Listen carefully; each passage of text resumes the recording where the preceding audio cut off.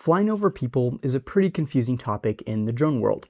There's a lot of confusion around what actually counts as flying over someone, whether hovering is treated differently from simply passing over them, and whether getting permission changes anything. We recently received a comment asking about those exact situations, so in this video, we're going to break it all down and make the rules as simple and clear as possible.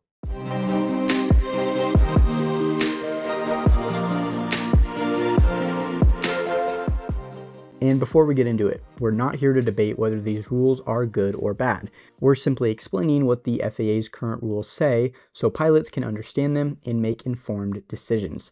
Alright, so here's the simple version. If you're flying recreationally, meaning just for fun, you can't fly over people. If you're flying under Part 107, you generally cannot fly directly over someone who is not participating in your operation unless your operation qualifies under Category 1, 2, 3, or 4, or you have a waiver, or another specific exception applies. And it doesn't matter whether you're hovering over someone or only passing over them for a second. Both count as flying over a person. This is where the phrase just transiting causes confusion. A brief one-time pass over part of an outdoor crowd, like a festival, parade, or concert, may not count as sustained flight over that crowd, but that does not automatically make that flight legal. You must already be allowed to fly over the people under Category 1, 2, or 4, or have a waiver. Category 3 cannot be used over an outdoor crowd. It can only be used over people at a closed or restricted access site under specific conditions. So I was just transiting is not a loophole. It only affects some additional requirements after your operation is already legally allowed over people. And if someone gives you permission, it usually doesn't change the rule either.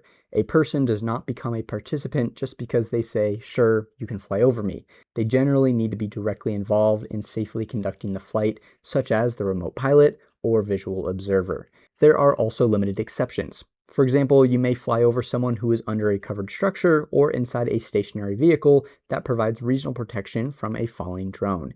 If you're Part 107 certified and curious about filling out an Operations Over People waiver, check out the video linked below where we go through the entire process. The easiest way to remember this is if you are not clearly authorized to fly directly over someone, go around them or wait until your path is clear. Hovering, passing over them, and just transiting all still count as flying over people. Let us know in the comments if you've run into a moment like this while flying, and if you found this video helpful, make sure to like and subscribe and turn on that notification bell so you don't miss out on any of our future videos. Until next time, blue skies and safe flying.